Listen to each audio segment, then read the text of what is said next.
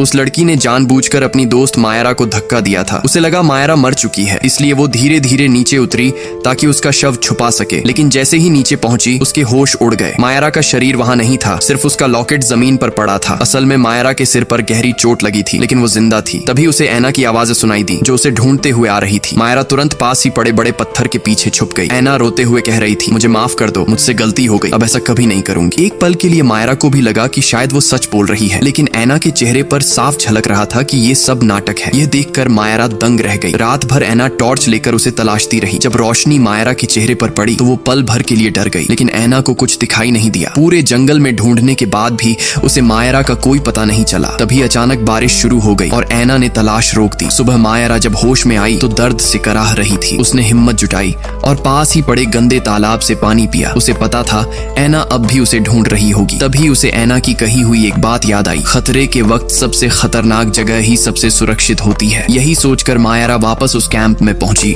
जहां वो पहले रुके थे, लेकिन वहां कोई नहीं था। उसने फोन ढूंढा, लेकिन ऐना पहले ही ले जा चुकी थी। किसी तरह पेन किलर लेकर उसने अपनी चोट पर पट्टी बांधी। उसी समय ऐना फिर आ पहुंची। इस बार उसके हाथ में गन थी और वो स्कोप से मायरा को ढूंढ रही थी। मायरा जल्दी से नाव में बैठी और भागने लगी, मगर चोट की वजह से नाव धीरे चल रही थी। ऐना भी दूसरी नाव लेकर पीछे पड़ गई और हमला करने ही वाली थी कि तभी कुछ लड़के वहां आ गए। दोस्तों, अगर आप पार्ट 2 भी देखना चाहते हो तो प्लीज कमेंट में जरूर बताना।